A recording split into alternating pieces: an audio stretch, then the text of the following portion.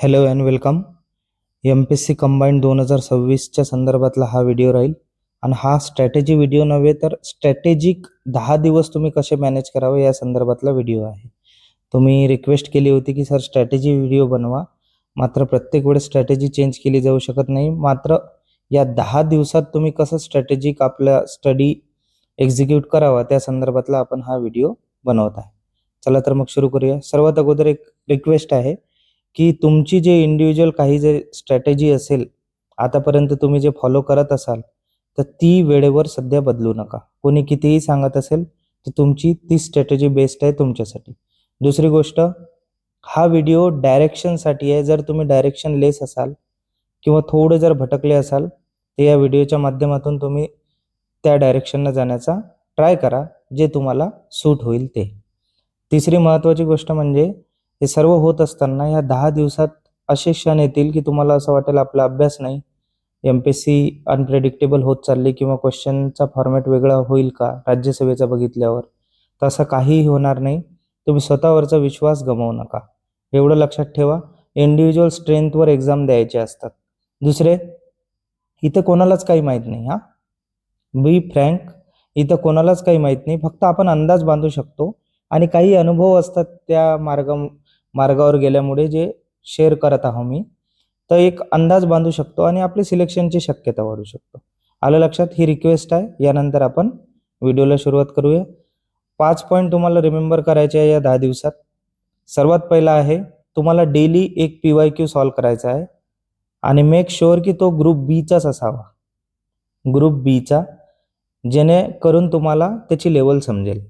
आणि आपल्याला सॉल्व का करायचा आहे? स्कोरसाठी सॉल्व करायचा आहे का? नाही. आपल्याला 1 तास लावून 100 क्वेश्चन बघायचे आहे, सॉल्व करायचे आहे रिअल टाईम OMR शीटवर. त्यानं काय होईल? सर्वात पहिले त्यानं तुम्हाला समजेल की आपला टाईम जास्त कुठं जात आहे, कमी कुठं होत आहे. म्हणजे टाईम मॅनेजमेंट एक समजेल.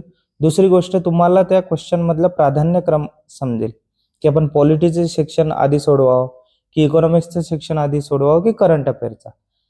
त्याचबरोबर तुम्हाला स्पीड कळेल तुमची आणि ॲक्युरेसीवर आपण फोकस करावं की स्पीडवर, हे स्वतःला तुम्हाला या 10 दिवसात फाईंड करायचं आहे. दुसरी गोष्ट, नवीन सोर्सेस, नवीन PDF, कोणी नवीन काही सांगितलं, खासकर करंट अफेअर सोडून, तर ते नवीन काहीच वाचू नका. जास्तीत जास्त काय होईल, 1-2 प्रश्न मिस होतील. मात्र तुमचं जे जुनं नॉलेज आहे किंवा आतापर्यंत जे तुम्ही वाचत आले त्याची पायाभरणी करण्यावर जास्त फोकस करा. रिपीटेडली त्याच गोष्टी वाचा. जसं पॉलिटीचे इंडेक्स झाले, इकॉनॉमिक्सची आकडेवारी झाली, इतिहासातले व्यक्ती झाले मेन, आणि जिओग्राफी मॅप बेस जेवढीही आहे ते रिपीटेड करा. म्हणजे 10 दिवसात आपल्याला रिपीटेशन करायचे आहे, PYQ सॉल्व्ह करायचे आहे. त्यानंतर पॅरलल थीम गेसिंग. हा जेव्हा आपला अभ्यास होत असतो दिवसभरातून आपण असा वेळ काढायचा, जे PYQ आपल्याजवळ ठेवायचे. त्यांनी जर एक प्रश्न विचारला असेल पॉवर्टी संदर्भात, सध्या तेंडुलकर कमिटीवर प्रश्न आला, तर हा जोड्या लावामध्ये येऊ शकतो का? मग त्यामधल्या 2-3 कमिटीज कोणत्या आहे? रिसेंटली पॉवर्टी लाईन वर्ल्ड बँकनं ठरवली आहे वेगळी, त्या संदर्भात. तर असे पॅरलल थीम गेसिंग तुम्ही स्वतःची एक शीट बनवून घ्या, 5-6, जे शेवटच्या टाइमला तुम्ही रिव्हिजन कराल. अशा वेळेस होते काय की आपलं इन्स्टिंक्ट खूप स्ट्रॉंग असते, कारण आपण रिपीटेडली PYQ करत आहोत ना, तो क्वेश्चन येण्याचे चान्सेस जास्त असतात. त्याचबरोबर जे करंट अफेअर सेक्शन आहे तो तुम्ही न्यू वाचू शकता किंवा न्यू बघू शकता, पण त्यामध्ये रिपीटेड रीडिंग करायची आहे जर नोट्स बनवलेल्या असतील तर. आणि व्हिज्युअलायझेशन करायचं आहे. हे सर्व होत असताना PYQ जेव्हा तुम्ही बसून सॉल्व्ह करता, तर प्रत्यक्षात आपण एक्झामिनेशन हॉलमध्ये बसलो आहे असं व्हिज्युअलायझेशन करायचं. हे कशासाठी आहे? आपल्याला अल्टिमेटली आपल्या माइंडला कंडिशन करायचं आहे 10 दिवसात की नेमकं पेपरसाठी तो कसा तयार राहील. आता एक रूल सांगतो ह्या कंबाईंड बीचा. खास करून तुम्ही प्रत्येक सेक्शन व्यवस्थित सोडू नाही शकत. त्यामुळे 3 सेक्शन असे सांगतो की जवळजवळ ते कॉन्स्टंट असतात किंवा त्यामध्ये आपल्याला जास्त स्कोर होऊ शकतो. हा गोल्डन ट्रायंगल आहे. सर्वात पहिले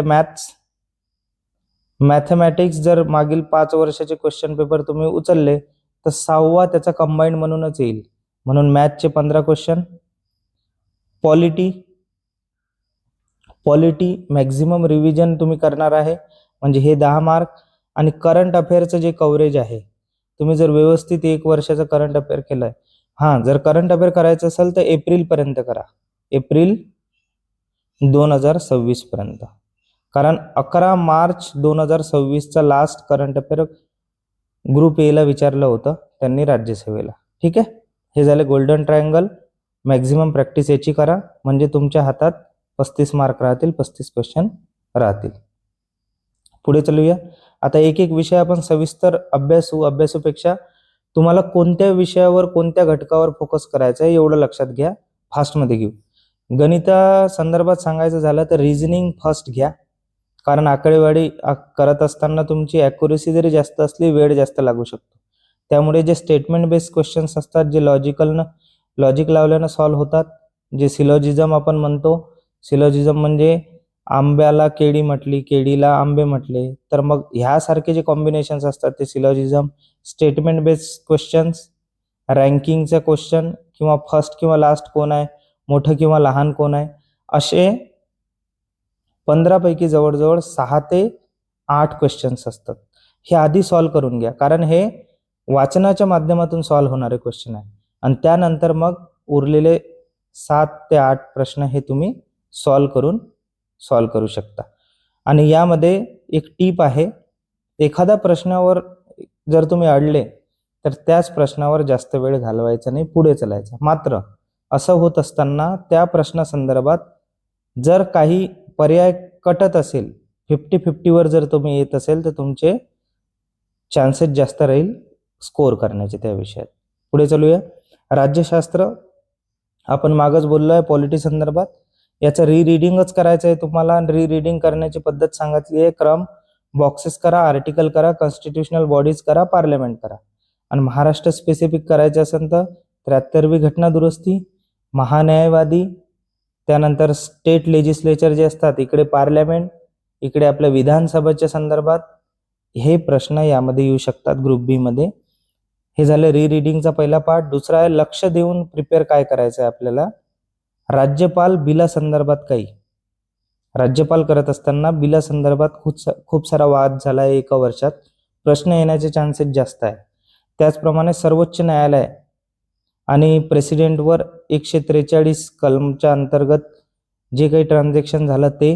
DPSP महत्वाचं आहे, म्हणजे राज्याचे नीती निर्देशक कर्तव्य, ते तुम्ही व्यवस्थित करा, किंवा तत्वे.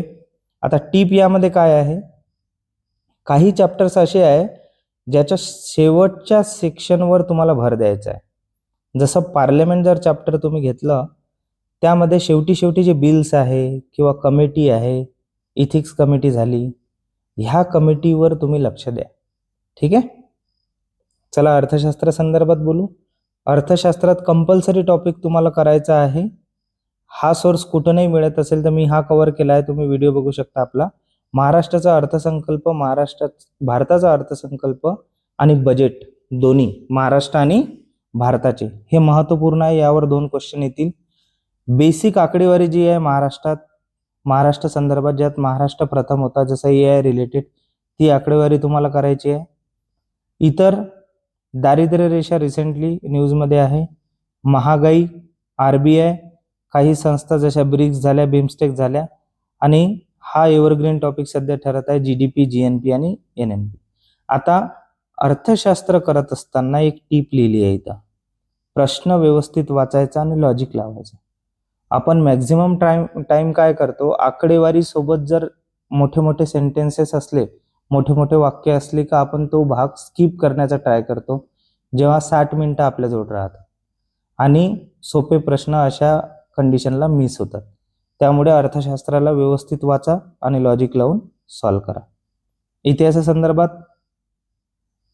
इतिहासासंदर्भात तुम्ही महाराष्ट्राचा इतिहास खूप चांगला करता, मात्र भारताचा इतिहास यातील काही निवडक गोष्टी आहे ज्यावर क्वेश्चन येण्याचे चान्सेस जास्त आहे, ते सांगतो. भारताचा इतिहास पहिली गोष्ट महत्त्वपूर्ण ठरेल. त्यातही जे कायदे असतात, कायदे संपूर्ण संपूर्ण केले नाही तरी चालतील, मात्र 1909चा, 1919चा, 35चा आणि 47चा हे कायदे करून घ्या. दुसरी गोष्ट, गव्हर्नर जनरल जे आहे डलहौसी, रिपन, मेयो आणि बेंटिक या संदर्भात करा. खासकर रिपन आणि मेयो सेन्सस संदर्भात हे महत्त्वपूर्ण आहे. मॉडरेट आणि एक्स्ट्रीमिस्ट जहाल आणि मवाळ गट जे होते त्यांचे नावं, त्यांनी काही बुक्स लिहिली असेल किंवा काही इव्हेंट झाले असेल जसं सुरतचा स्प्लिट झाला वगैरे, हे व्यवस्थित करा. त्यांच्या डेट्स लक्षात ठेवा. आणि घटनांचा क्रम तुम्हाला करायचा असेल तर 1940 ते 1947च्या दरम्यान खूप जास्त ट्रिकी घटना घडल्या. जसा राजाजी फॉर्म्युला आधी होता की वेवेल प्लॅन आधी होता, त्रिमंत्री योजना आधी होती की क्विट इंडिया मुवमेंट आधी होतं.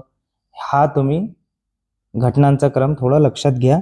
आणि महाराष्ट्राच्या इतिहासासंदर्भात व्यक्ती, ऑर्गनायझेशन आणि बुक्स इत्यादी वाचलं तरी चालेल. आणि यामध्ये शॉर्ट नोट्स, बॉक्सेस आणि इयर्स वाचून जा. प्रश्न येण्याचे चान्सेस जास्त राहतात. आता सायन्स, विज्ञान हा विषय मॅक्झिमम जणांसाठी थोडा अवघड जाऊ शकतो. त्यामुळे खूप नॅरो थीम दिली आहे, म्हणजे छोट्या थीम दिल्या आहे, पण डॉमिनंट थीम दिली आहे की यामधून क्वेश्चन येऊ शकतात. जसं ह्युमन हार्मोन्स, कारण राज्यसेवेला प्लांट हार्मोन विचारले तर असू शकते ह्युमन हार्मोन्सवर प्रश्न येऊ शकते. त्यानंतर त्यांचे लोकेशन्स कोणते, जसं पिट्युटरी ग्लँड झाली, त्याला आउटू ग्रंथी आपण म्हणतो.